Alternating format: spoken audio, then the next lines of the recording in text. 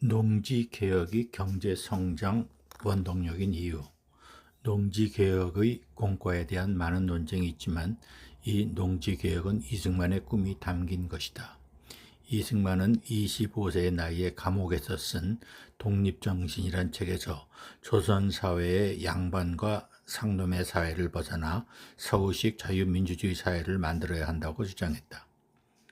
1960년 4.19 의거가 터졌을 때의 민주시민의식과 65년 전에 이승만의 그 배제학당 시절의 조선 문화는 극적으로 달랐다. 조선 사회가 좋았다고 주장하는 사람은 한 예로 조선 사회에서 주인한테 맞아 죽은 노비가 거의 없었다고 말한다. 맞는 말이라고 생각한다. 무슨 논리냐면 자기 재산을 부숴버리는 일은 드물기 때문이다. 그래서 멍석말이에서 때렸고 이 멍석말이 전통은 해방 후에도 심심치 않은 화제거리였다. 노비는 재산이었기에 작두로 신체를 훼손시킨 일도 빈번했고 그래서 노비는 아무 말을 할 수가 없었고 기록도 없다. 김주영의 소설 객주에서 이 시대를 가장 정확히 묘사했다고 생각한다. 조선은 갑오개혁으로 1984년 노비제가 폐지되었지만 당시 노비는 상속되고 매매가 가능했고 처분할 수 있는 재산이었다.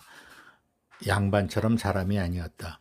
조선이 1910년 한일합방이 되면서 일본의 민세령이 적용되면서 양반이나 상놈이나 노비나 똑같은 일본 식민 통치의 사람이었다. 그러나 농업 중심이던 지주와 소작인의 관계는 다시 조선시대의 노비처럼 과도한 소작료의 부담을 갖는 배고픔에 굶주리는 일종의 노예 상태가 지속된 것이다. 해방이 되었고 이 소작인들의 마음 상태는 조선시대와 크게 다르지 않았다. 1950년 3월 농지개혁은 이승만의 고심작이었다. 인천의 공산당이었던 조봉암을 애써서 농림부 장관직에 앉혔고 정책을 입안했으며 다시 지주의 입장이던 한민당의 주장을 받아들여 농지개혁법은 다소 늦게 공포가 되었지만 6.25 전쟁을 대비하는 데는 매우 효과적이었고 전쟁 상태에서는 노예 해방과 같은 의미로 다가왔다.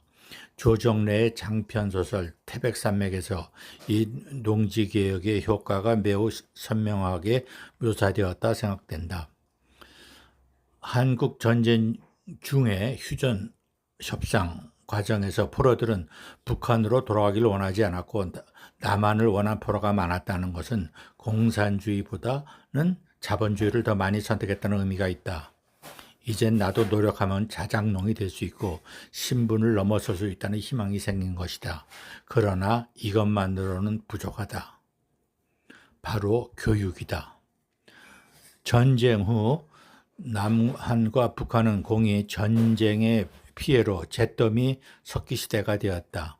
생산시설도 잿더미였고 젊은 노동력은 거의 소멸해서 석기시대의 경제가 된 것이다. 한국은 이 전후복구를 미국의 경제 원조로 버텨나갔다.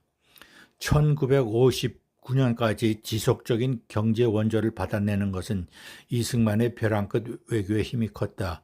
그는 대체 불가능한 리더십이었다. 대일 청구권의 2배가 넘는 액수였다. 한편 북한은 이 전후 복구를 처음은 중공군의 도움을 받았지만 조청년을 통한 제1조선인을 영입하여 인적 자원으로 활용했고 그래서 처음은 남한 경제를 앞서는 듯 했다. 그리고 북한은 경제 생산력이 늘었고 우리 경제는 정체되었다. 그러나 이승만의 생각은 달랐다. 이승만은 외국 노동력을 끌어들이는 대신 교육 예산을 대폭 늘렸다. 미국 원조 자금의 상당 부분을 교육에 투자한 것이다. 노비 상놈도 대학까지 교육을 받을 수 있는 자유국가를 만든 것이다. 돈 버는 경제는 당분간 멈춘 듯 했다. 그러나 그 시간 악자까지 교육시켰다. 국가 예산의 20%를 교육에 투자했다. 대폭 확대된 교육을 받게 되었을 때 우리에게는 정신 변화의 시간이었다. 이승만의 원조 경제로 일할 시간을 줄일 수 있었고 교육이 대폭 확대되어 정신변화, 자유시민 의식을 키울 수가 있었다.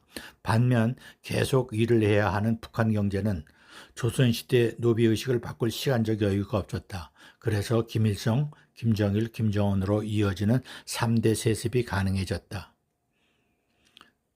잿더미가 된 한국 경제를 복구하기 위하여 채무, 빚을 내고 밤낮으로 일하는 대신 공부할 수 있었고 원조 경제로 전후 수준으로 복구한 한국은 한마디로 이승만의 배제학당이었다. 수업이 끝난 학생은 미군의 전투식량 시레이션이나 옥수수빵을 배급받기도 했다.